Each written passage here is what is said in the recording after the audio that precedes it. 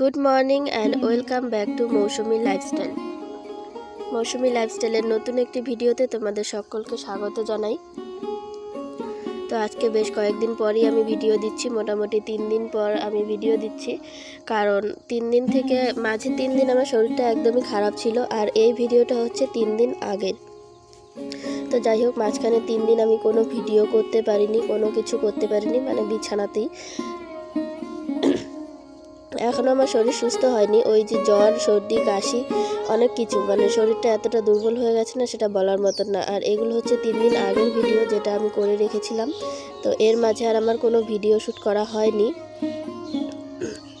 কথা বলতে বলতে আমার বিছানাটাও গোছানো হয়ে গেছে, এখনও কিন্তু আমার সর্দি, কাশি এগুলো কমেনি।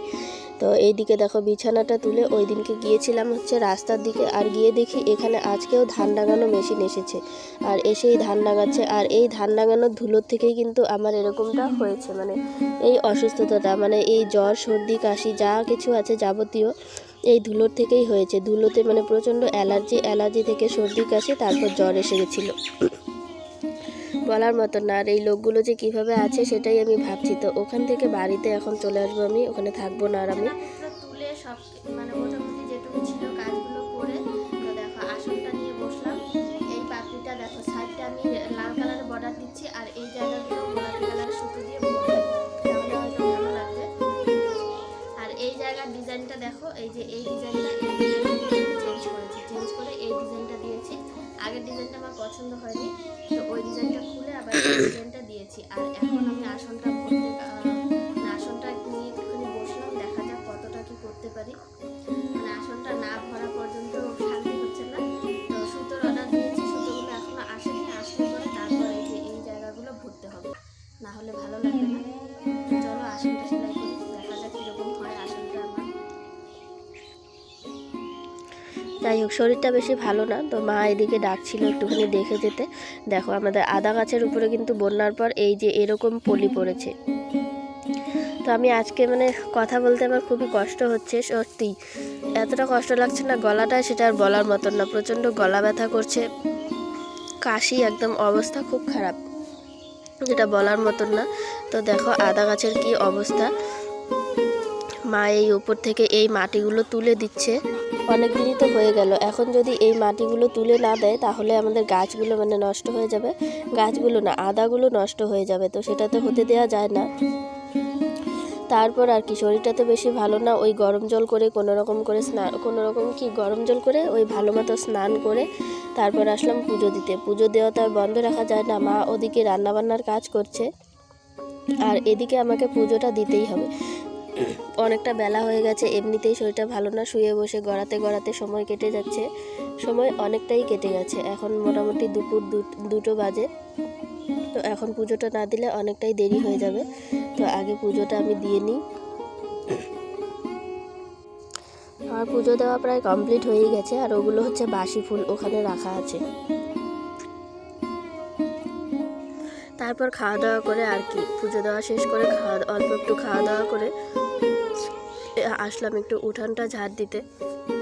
কারণ উঠানের অবস্থা মোটামুটি খারাপই, বলার মতন না। যেহেতু এখন বকফুল গাছটাও অর্ধেকটা কাটা হয়ে গেছে, তো এখন আর খুব বেশি পাতা ঝরে না, এই যে এরকম অল্প স্বল্প পাতাটা ঝরে, তবুও ঝাড়টা দিতে হয়। দুবেলা ঝাড় না দিলে উঠানটা কীরকম হয়ে যায়, তো কোনো দিন 3 বেলাও হয়ে যায়।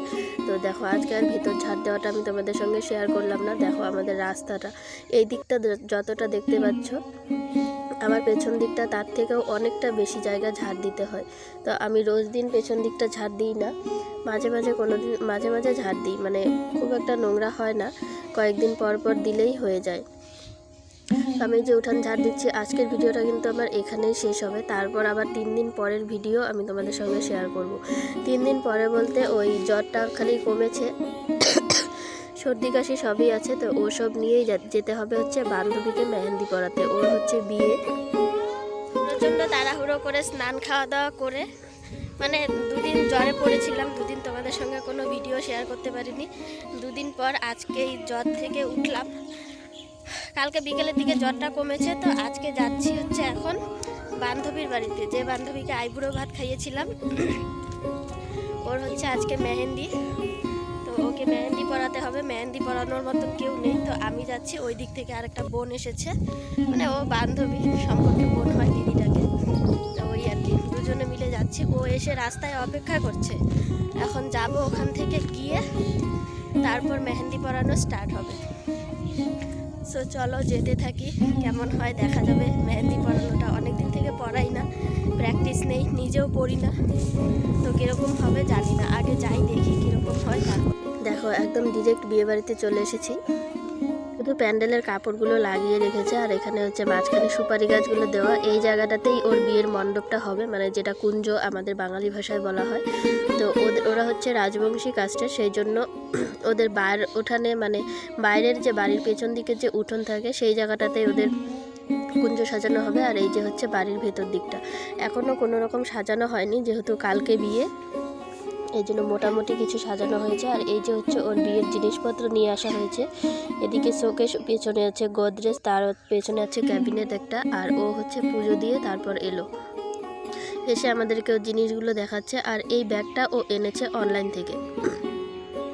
তো ব্যাগটা আমার পছন্দ হয়েছে চারদিক থেকেই, কিন্তু ব্যাগটা হচ্ছে গিয়ে মুখটা যে আছে ব্যাগের, ওটা খুলতে গেলে প্রচণ্ড অসুবিধা হচ্ছে, সেই জন্য আমার পছন্দ হয়নি। মানে জিনিসটা এমনিতে সুন্দর, অমনিতে আমার একটুও পছন্দ হয়নি। মানে এই যে এই মুখটা খুলতে গেলে এত অসুবিধা, যে একটা হাত ঢোকাবে জিনিসটা বের করবে, সেটা খুবই অসুবিধাজনক হবে। এটা ও রিসেপশনের জন্য নিয়েছে, তো জিনিসটা ভালোই হয়েছে। আমি আগে তোমাদের সঙ্গে শেয়ার করে দিলাম, জানি না ও কি মনে করবে। তো ও কিছু বলেনি, আমি ভিডিও করেছিলাম। যাই হোক, এখন মেহেন্দি পরাতে বসা যাক, কারণ অনেকটা লেট হয়ে গেছে এমনিতেই, তারপর আবার বাড়ি যেতে হবে। আর এই বাঁ হাতটা টোটালটাই আমি পরিয়েছি, আর ডান হাতটা আর একজন যে ছিল বোন, ও পরিয়েছে।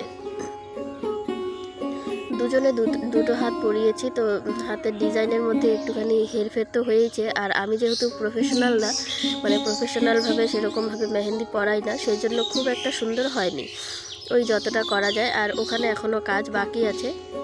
তো দেখো ওই যে ওদিকে ও পরাচ্ছে ওই মেহেন্দিটা। তো আগেই বলেছি দুজনের পরানোর ডিজাইন একরকম হবে না, আলাদা আলাদা হবে। তো পরাতে থাকি আগে মেহেন্দিটা।